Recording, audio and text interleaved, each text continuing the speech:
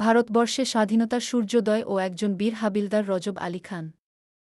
প্রায় ২০০ বছরের ব্রিটিশ বেনিয়াদের শাসন শোষণ ও পরাধীনতাকে কাটিয়ে ভারতবর্ষে স্বাধীনতা ফিরিয়ে আনা ছিল প্রায় অসম্ভব।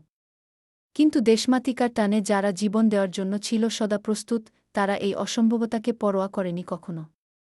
শত সহস্র বিপ্লবীর রক্ত বিলানো আত্মত্যাগের বিনিময়ে অকল্পনীয় স্বাধীনতার স্বাদ আমরা নিতে পারছি। বাংলার দামাল ছেলেরা প্রথম থেকেই ব্রিটিশ বেনিয়াদের বিরুদ্ধে লড়েছে, পথ দেখিয়েছে বিপ্লবের। আজকে জানব এমন এক অসম সাহসী বিপ্লবীর কথা, যার নেতৃত্বে চট্টগ্রাম সম্পূর্ণরূপে ব্রিটিশ শাসনমুক্ত হয়ে পড়ে। টানা ৩০ ঘণ্টা চট্টগ্রামকে ব্রিটিশ মুক্ত রাখতে সক্ষম হন। চট্টগ্রাম থেকে পালিয়ে বঙ্গোপসাগরে আশ্রয় নিতে বাধ্য হন ব্রিটিশ বেনিয়াশক্তি। মানুষের অগোচরে থাকা এমন এক সূর্যসন্তান হাবিলদার রজব আলী, যাকে উৎসর্গ করে বাংলার বিখ্যাত কবি মোহিনী চৌধুরী রচনা করেন তার বিখ্যাত কালজয়ী কবিতা মুক্তির মন্দির সোপানতলে কত প্রাণ হল বলিদান, লেখা আছে অশ্রু জলে গু। হাবিলদার রজব আলীর জন্ম নিয়ে ইতিহাসবিদদের মধ্যে মতভেদ রয়েছে।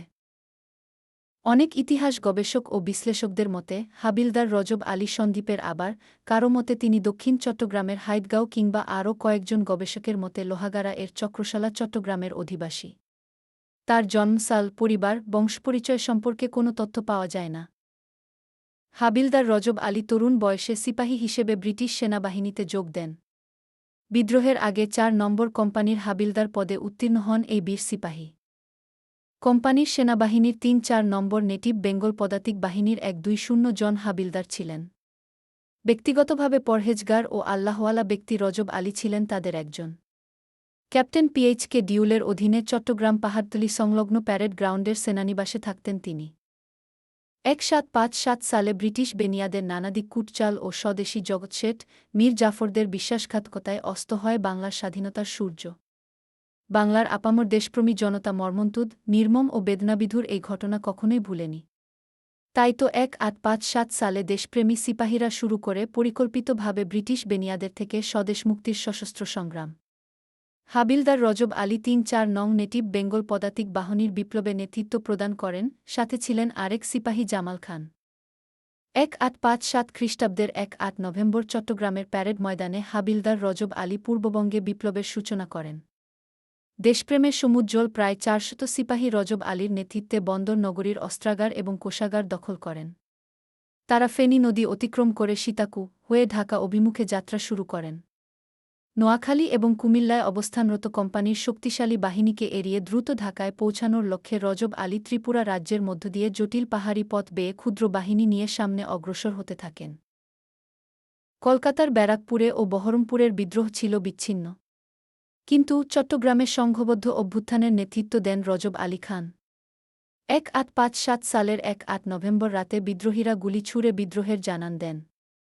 তারা প্রথমেই জেলের তালা ভেঙে আটক স্বাধীনতা সংগ্রামীদের মুক্ত করে। বিদ্রোহের ডামাডোলে চট্টগ্রামে থাকা ব্রিটিশরা আতঙ্কগ্রস্ত হয়ে পালিয়ে গিয়ে সমুদ্রে জাহাজে আশ্রয় নেন। অনেক ঐতিহাসিক মনে করেন বিদ্রোহ শুরু হয়েছিল মূলত ১-২ নভেম্বর হতে, এবং তা পূর্ণতা লাভ করে ১-৮ নভেম্বর রাতে। হাবিলদার রজব আলী খানের নেতৃত্বে বিদ্রোহ বা বিপ্লব এতটাই তীব্র ছিল যে চট্টগ্রাম প্রায় ৩০ ঘণ্টা ব্রিটিশ শাসনমুক্ত রাখা হয়েছিল। এই বিদ্রোহের সময় গুলি বিনিময়কালে একাধিক সৈনিক শাহাদাত সুধা পান করেন, যাদের কবর দেয়া হয় ঐতিহ্যবাহী আন্দরকিল্লা শাহী জামে মসজিদের আঙ্গিনায়। পরে মসজিদ সম্প্রসারণের সময় তা সরিয়ে নেওয়া হয়। তারা ঢাকায় ৭-৩ নম্বর দেশীয় পদাতিক বাহিনীর সাথে মিলে ব্রিটিশদের বিরুদ্ধে সর্বাত্মক বিদ্রোহের পরিকল্পনা করেন। সে মোতাবেক ১-৯ নভেম্বর রাতে চট্টগ্রাম পিলখানা থেকে হাতি নিয়ে সদলবলে ঢাকা রওনা হন। তবে কুমিল্লা ও নোয়াখালীতে শক্তিশালী ব্রিটিশ বাহিনী এড়াতে দুর্গম পার্বত্য ত্রিপুরা হয়ে যাওয়ার সিদ্ধান্ত নেন। কিন্তু ত্রিপুরার রাজার অসহযোগিতায় ছোট ছোট লড়াইয়ের মুখে পড়তে হয় তাদের। এরই মধ্যে ২ নভেম্বর সকালেই ঢাকার ৭-৩ পদাতিক বাহিনীর অস্ত্র কেড়ে নিতে শুরু করে ইংরেজরা। সরকারি খাজাঞ্চিখানার সিপাহীদের অস্ত্র কেড়ে নিলেও লালবাগ কেল্লায় প্রতিরোধের মুখোমুখি হয় তারা।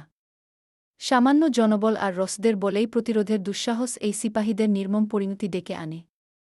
বুলেট আর বেনেটের আঘাতে অনেকেই নিহত হয়। দুর্গের পুকুরে তাদের ফেলে দেওয়া হয়।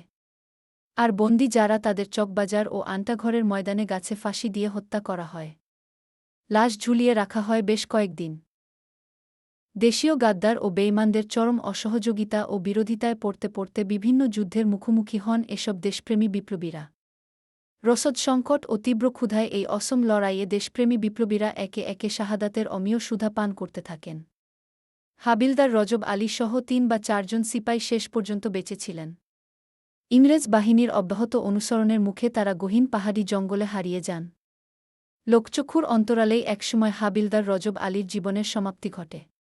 কোথায় চট্টগ্রামের এই সূর্যসন্তানের মৃত্যু হয়েছে তা আজও জানা যায়নি। ইতিহাসে ব্রিটিশ বিরোধী স্বাধীনতা সংগ্রামীদের নিয়ে বিভিন্ন আলোচনা হলেও কোনো অজ্ঞাত কারণে বাদ পড়ে যান চট্টগ্রামের এই বীরকেশরী বিপ্লবী হাবিলদার রজব আলী খান। যে দেশমাতৃকার জন্য তিনি নিজের জীবন উৎসর্গ করেছেন, দুঃখের কথা হল সেই দেশেই বিস্মৃতির অতলে মানুষের অগোচরে বীর হাবিলদার রজব আলী খান। জাতি যদি আমাদের জাতিসত্তার শেকড় স্বরূপ এই মহানায়কদের যদি ভুলে যায়, এই জাতি শিখরে পৌঁছাতে পারবে তো? কলমেক মঈন উদ্দিন চিশতি, চট্টগ্রাম বিশ্ববিদ্যালয়। শহীদ শরীফ ওসমান বিন হাদি উনার বক্তব্যে শহীদ হাবিলদার রজব আলীর কথা উল্লেখ করে বলেছেন, হাবিলদার রজব আলীকে আমরা গোপন করে ফেলেছি। উনাকে নিয়ে আলাপ আলোচনা হয় না। হ্যাঁ, এটাই সত্য কথা। হাবিলদার রজব আলী খাঁ যতটা প্রচার পাওয়ার কথা, তাকে নিয়ে যতটা আলাপ হওয়ার কথা তা হয় না। শহীদ হাদির সম্মানার্থে আমাদের লেখাটি পোস্ট করলাম। শহীদ হাদি অমর হোক।